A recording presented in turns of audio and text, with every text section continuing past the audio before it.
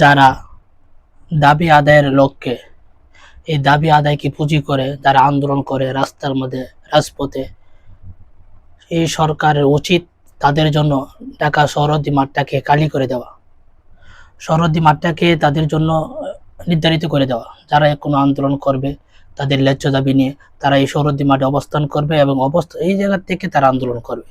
এই এত বিশাল বড় মাঠ, এই মাসে তাদের তাদের জন্য দেওয়া হোক।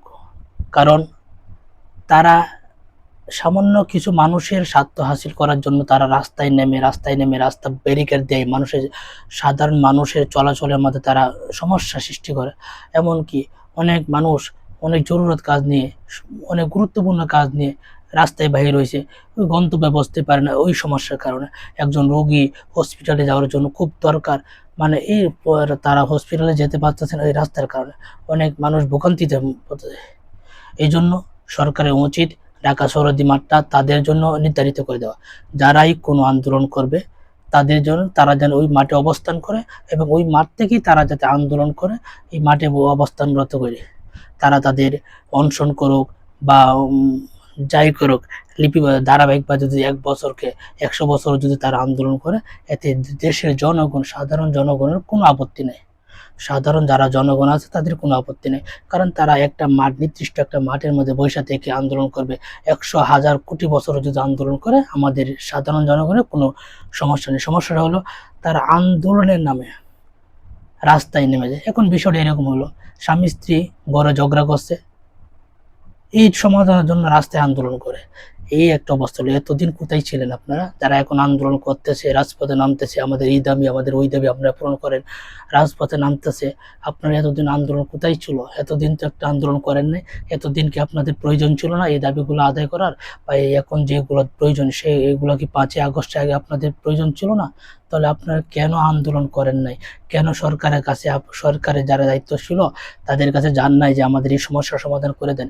এখন আপনারা হিরিক লাগছেন, মনে হয় যে মনে হয় যে ঈদের মৌসুম লাগছে।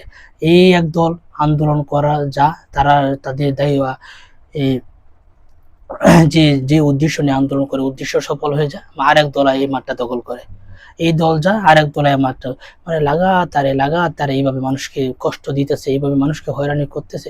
এটা ঠিক না। আপনারা আপনাদের দাবি থাকতেই পারে, প্রতিটা মানুষের দাবি আছে, প্রতিটা মানুষের এক একটা চাহিদা আছে, সেই চাহিদাটা সরকারের কাছ থেকে তারা আদায় করবে, এটা স্বাভাবিক, আপনারা করবেন, এতে কোনো সমস্যা নাই। আপনারা সরকারের যারা কর্তৃপক্ষ আছে, সরকারের যারা দায়িত্বশীল আছে তাদের সাথে আপনারা আলোচনা বসেন, আপনারা আলোচনার মাধ্যমে একটা সমাধান করেন। না, আপনারা আলোচনা বসেন না, সরাসরি আপনারা কি করেন, রাস্তা অবরোধ করেন, রাস্তা ব্যারিকেড দেন। রাস্তাকে আপনাদের নামে সরকার কাওলা করে দিছে যে আপনারা যখন প্রয়োজন তখন আইসা রাস্তায় আন্দোলন করবেন, সাধারণ জনগণ মানুষ মরে যাক, এতে আপনার দেখার কোনো বিষয় নেই।